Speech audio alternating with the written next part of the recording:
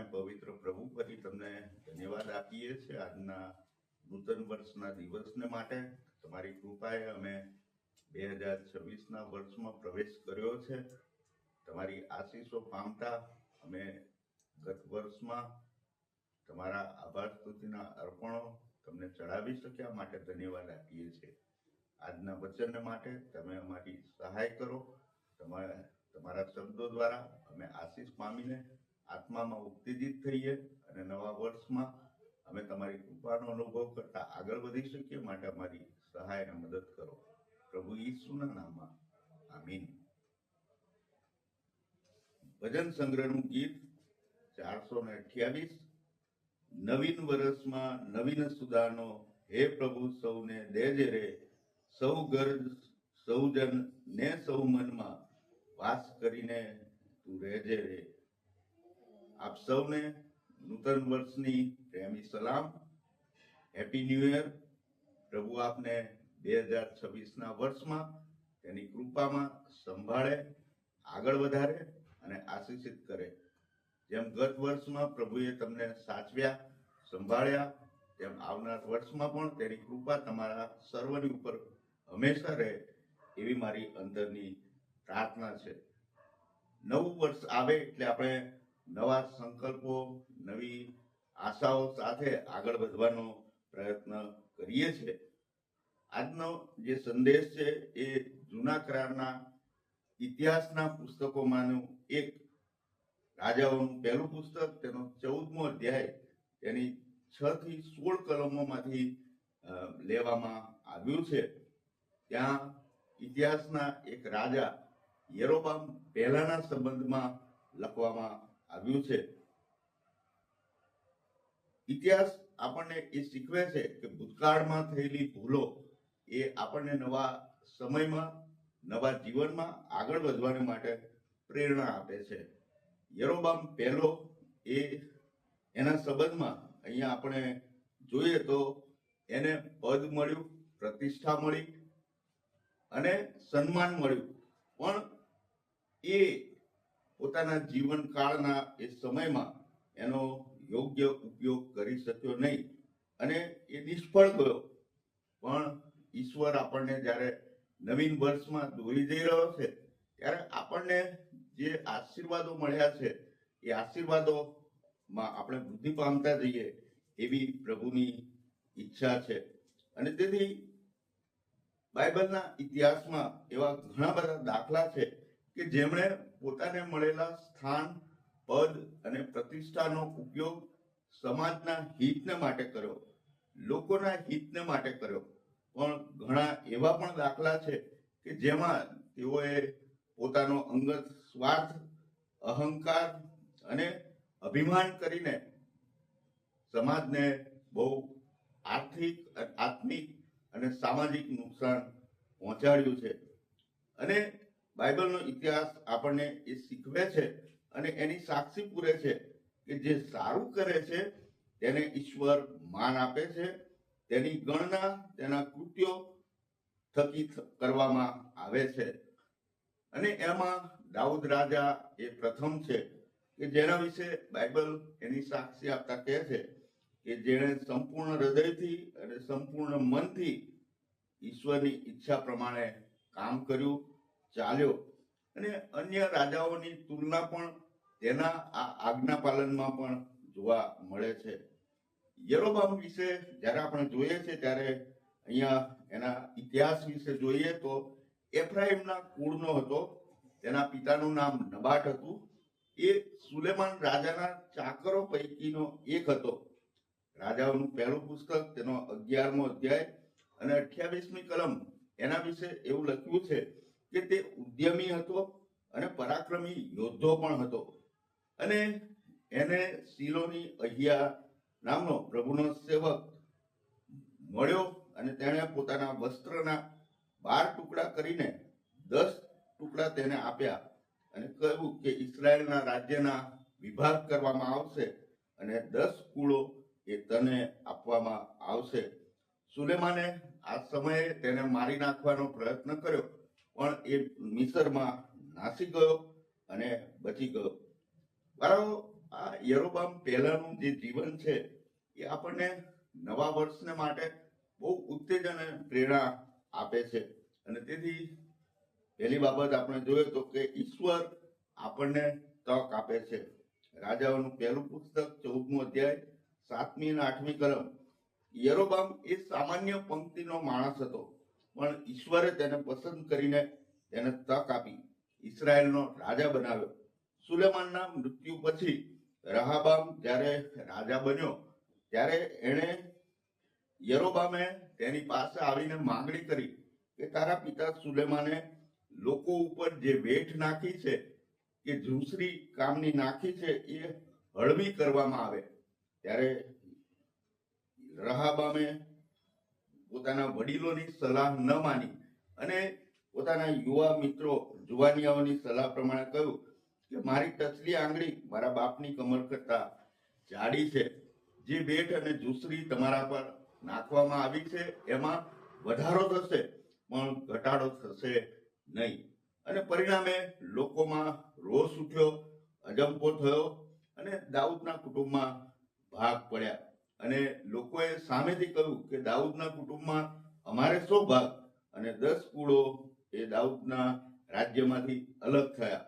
જેમ શિલોની અહિયાએ કહ્યું હતું તે પ્રમાણે યરોબામને રાજા બનાવવામાં આવ્યો અને શખેમમાં રહીને તેણે 22 વર્ષ રાજ કર્યું. આ ઈશ્વર તરફથી મળેલી તેને અમૂલ્ય એવી તક હતી. એને પદ આપવામાં આવ્યું, પ્રતિષ્ઠા આપવામાં આવી. એક સામાન્ય પંક્તિની વ્યક્તિને ઈશ્વરે ઉચ્ચ જગ્યા ઉપર બેસાડી હતી. બીજી બાબત આપણે જોઈએ તો એણે પોતાના પદ અને સત્તાનું અભિમાન કર્યું અને એ અભિમાન એને પાપમાં દોરી ગયું. યરોબામ જ્યારે રાજા બન્યો ત્યારે એ સામાન્ય વ્યક્તિ હતો, પણ પોતાની પ્રજાને જે ઈશ્વરે તેને માન અને પદ આપ્યા હતા, પ્રતિષ્ઠા અપાવી હતી, એના માર્ગોમાં ચાલવાને બદલે તેણે લોકોને ગેરમાર્ગે દોર્યા. પહેલું રાજા 12મો અધ્યાય 25 થી 30 કલમોમાં યરોબામે સોનાના 2 વાછરડા બનાવ્યા. એક બેથેલમાં મૂક્યું અને બીજું દાનમાં. ત્યાં વેદી બાંધી અને ઉચ્ચ સ્થાનો બનાવ્યા અને લોકોને એવું કહ્યું કે જે દેવો મિસરમાંથી તમારા બાપ દાદાઓને કાઢી લાવ્યા તે આ છે. એમ કહીને ત્યાં તેણે બલિદાનો ચડાવ્યા, મૂર્તિ પૂજા કરી. લેવી કુળના નહોતા એવા લોકોને તેણે યાજકો બનાવ્યા. બાઇબલ આપણને શીખવે છે કે જૂના કરારમાં લેવીઓનું કુળ એ યાજક પદને માટે અભિષિક્ત કુળ હતું, પણ એણે મનકલ્પિત લોકોને એ યાજક પદ આપીને પોતાનો સ્વાર્થ સાધવાનો પ્રયત્ન કર્યો અને યોગ્ય સમયે નહીં પણ અયોગ્ય સમયે પર્વો અને ઉત્સવો પાડીને લોકોને મૂર્તિ પૂજામાં દોરી ગયો હતો. એ એને મળેલા પદ અને પ્રતિષ્ઠા અને સત્તાના અભિમાનને કારણે બન્યું હતું કે તેણે લોકોની જે માનસિકતા હતી એ માનસિકતાને ગેરમાર્ગે દોરવાનો પ્રયત્ન કર્યો. ત્રીજી બાબત અહીંયા એના જીવનમાં આપણે જોઈએ છે એ તો એ છે 13મો અધ્યાય ને 1લી કલમ કે ઈશ્વર ભક્ત જ્યારે ઈશ્વરે મોકલ્યો હતો તે બેથેલ આવ્યો અને યરોબામ ત્યારે વેદી પર ધૂપ બાળતો હતો અને તે સમયે એ ઈશ્વર ભક્તે એના વિશે એમ કહ્યું કે તારું રાજ્ય નાશ પામવાનું છે, કારણ કે તે ઈશ્વરની આજ્ઞા માની નથી. અને એ સમયે યરોબામે હાથ લાંબો કરીને એ પ્રભુના સેવકને ઈશ્વર ભક્તને પકડવાનો હુકમ કર્યો. ત્યારે એનો હાથ ત્યાં ને ત્યાં સુકાઈ ગયો અને એ સમયે એને પોતાની ભૂલનું ભાન થયું અને તેણે માફી માંગી અને કહ્યું કે મને સાજો કરવામાં આવે. અને એ ઈશ્વર ભક્તે ત્યાં આગળ પ્રાર્થના કરી અને એને સાજો કરવામાં આવ્યો. છતાં પણ એણે યોગ્ય રીતે પસ્તાવો કર્યો નહીં અને ફરી મૂર્તિ પૂજામાં ચાલુ રહ્યો. ઈશ્વર જ્યારે આપણે પસ્તાવો કરીએ છીએ ત્યારે આપણને માફી આપે છે. ઘણી બધી વખત માણસ તરીકેની આપણી નબળાઈઓને કારણે આપણે પાપમાં ગરકાવ થઈ જઈએ છીએ, ઈશ્વરની આજ્ઞાની વિરુદ્ધ જઈએ છીએ. પણ જ્યારે ખરા હૃદયથી પસ્તાવો કરીએ છીએ ત્યારે ઈશ્વર આપણને માફ પણ કરે છે અને આપણને સાજા પણ કરે છે. 13મા અધ્યાયની 6ઠી કલમ કહે છે કે તેનો હાથ સાજો કરવા માટે વિનંતી કરવામાં આવી અને એને સાજાપણું પણ મળ્યું હતું. ઈશ્વરના એ સેવકને તેણે ભેટો આપવાની લાલચ આપી, પણ એ ઈશ્વર ભક્ત બીજે માર્ગે થઈને ચાલ્યો ગયો અને તેણે કોઈ ભેટ સ્વીકારી નહીં.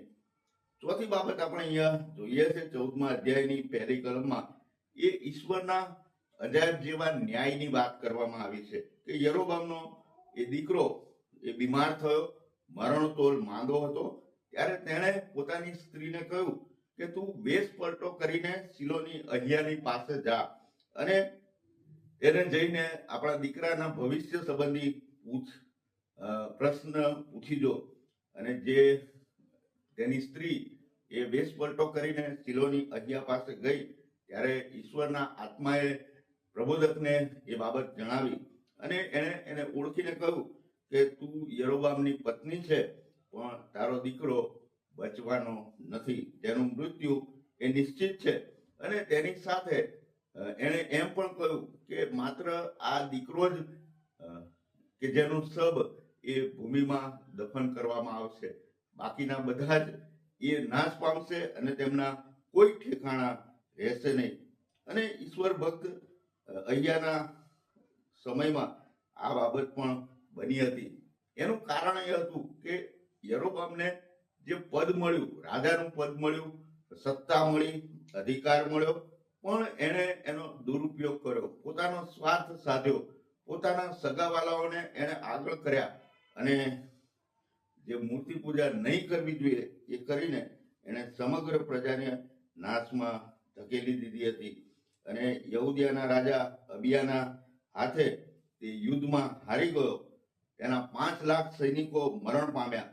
ત્યારબાદ તે ઊભો થઈ શક્યો નહીં અને મરણ પામ્યો. અને ઈશ્વરનું વચન 1 રાજા 14 અને 10માં કહે છે કે જે ઈશ્વરના માર્ગમાં નહીં ચાલે તે નષ્ટ થશે.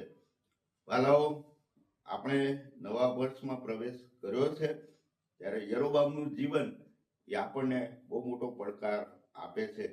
આપણે આજે જે કંઈ છીએ એ ઈશ્વરની કૃપાથી છે. આપણને જે સત્તા મળી છે, અધિકાર મળ્યો છે, માન મળ્યું છે, પ્રતિષ્ઠા મળી છે, એ આપણા કુટુંબને માટે, સમાજને માટે, મંડળીના હિતને માટે મળ્યું છે. પણ જો એનો આપણે પક્ષપાતી વલણ કરીને કે ઈર્ષા અદેખાઈ રાખીને આપણે એને યોગ્ય રીતે એનો અમલ કરતા નથી તો ભલા આપણે ઈશ્વરની દ્રષ્ટિમાં નબળા માલુમ પડીએ છીએ. પણ જો આપણે ઈશ્વરને ઓળખીએ છીએ તો ઈશ્વરની બીક રાખીને તેના સત્ય વચનો જે આપણને આપવામાં આવ્યા છે પવિત્ર શાસ્ત્રની અંદર એ પ્રમાણે આપણે ચાલીએ અને બીજાઓને પણ નમૂનો આપીએ.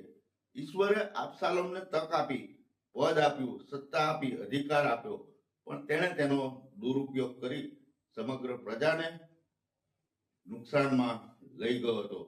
અને એ જ આપણને આ ઇતિહાસ શીખવે છે કે આપણે પણ આપણને મળેલી સત્તા કે અધિકાર કે પદ કે પ્રતિષ્ઠા કે માન એનો દુરુપયોગ ન કરતા આ નવીન વર્ષમાં એવી રીતે જીવીએ કે જે બીજાઓને પ્રભુના માર્ગમાં દોરી લાવનાર બને. કારણ કે ઈશ્વરનું વચન કહે છે કે જો તમે પસ્તાવો કરશો તો હું તમને માફ કરીશ. પ્રભુ ઈસુ એના વિશે યોહાનના 1 પત્રમાં કહેવામાં આવ્યું છે કે તેના પુત્ર ઈસુનું રક્ત આપણને સઘળા પાપથી શુદ્ધ કરે છે. નવીન વર્ષમાં પ્રભુ આપણને એ જ બાબત કહે છે કે જો તમે પસ્તાવો કરીને ભૂતકાળના પાપોને ભૂલી જઈને નવીન વર્ષમાં આગળ વધવા માંગો છો તો મારી આજ્ઞાઓનું પાલન કરો. જે સમય, જે તક, જે તાલંતો, જે માન અને પ્રતિષ્ઠા તમને મળી છે તેનો તમે સદુપયોગ કરો અને પ્રભુનો મહિમા વધે એવી રીતે જીવન જીવો, એવી પ્રભુ આપણને કૃપા પૂરી પાડે. આમીન. પ્રાર્થનામાં જોડાઈએ. સ્વર્ગીય પ્રેમાળ જીવતા પ્રભુ, યરોબામના જીવન માટે અમે તમારો આભાર માનીએ છીએ કે તેના દ્વારા અમે ઘણું બધું શીખી શક્યા છીએ. આ પ્રભુ તેણે પોતાને મળેલા પદ, પ્રતિષ્ઠા અને માનને એક બાજુ મૂકી દઈને એને અયોગ્ય રીતે વર્ત્યો અને જે તક તેને આપવામાં આવી તેનો સદુપયોગ ન કર્યો, પણ તેણે મૂર્તિ પૂજા કરીને પોતાને પાપમાં નાખ્યો, પોતાની પ્રજાને પાપમાં નાખી. વાલા પ્રભુ, તમે અમને જે તાલંતો આપ્યા છે, પદ આપ્યું છે, પ્રતિષ્ઠા આપી છે, સત્તા અને અધિકાર આપ્યા છે, પ્રભુ એને માટે અમે તમારો આભાર માનીએ છીએ અને સાથે પ્રાર્થના કરીએ છીએ કે આ ઇતિહાસનું આ પાત્ર એ અમને તમારી ગમ ફરવાને માટે, તમારી આગળ પસ્તાવો કરીને મળી તકનો સદુપયોગ કરવાની જે પ્રેરણા પૂરી પાડે છે એ પ્રમાણે ચાલવાને તમે અમારી સહાય કરો, પ્રભુ ઈસુના નામમાં, આમીન. ઓ આકાશમાંના અમારા બાપ, તમારું નામ પવિત્ર મનાવો, તમારું રાજ્ય આવો, જેમ આકાશમાં તેમ પૃથ્વી પર તમારી ઈચ્છા પૂરી થાવ. દિવસની અમારી રોટલી આજ અમને આપો, જેમ અમે અમારા ઋણીઓને માફ કર્યા છે તેમ તમે અમારા ઋણો અમને માફ કરો. અમને પરીક્ષણમાં ન લાવો, બુંડાઈથી અમારો છૂટકો કરો, કેમ કે રાજ્ય તથા પરાક્રમ તથા મહિમા સર્વકાળ સુધી તમારા જ છે, આમીન. હવે આપણા તારનાર પ્રભુ ઈસુ ખ્રિસ્તની કૃપા, ઈશ્વર પિતાનો પ્રેમ અને પ્રભુ પવિત્ર આત્માની સંગત આપણી સાથે અને પ્રભુના સર્વ વાલાઓની સાથે આ 2026ના વર્ષમાં હમણાં અને હંમેશા હો, આમીન.